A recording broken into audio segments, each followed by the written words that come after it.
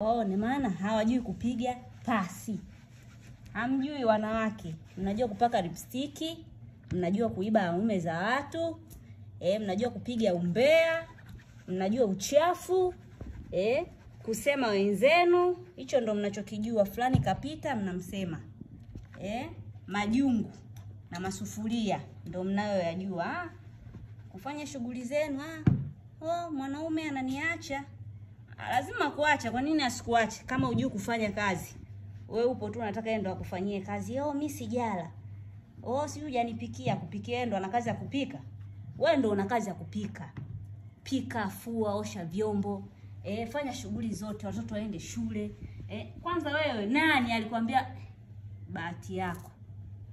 Sitaki kuongea sana nisije nikavuka mipaka bure. Mkanichukia. Afu nawataka nyie nawataka.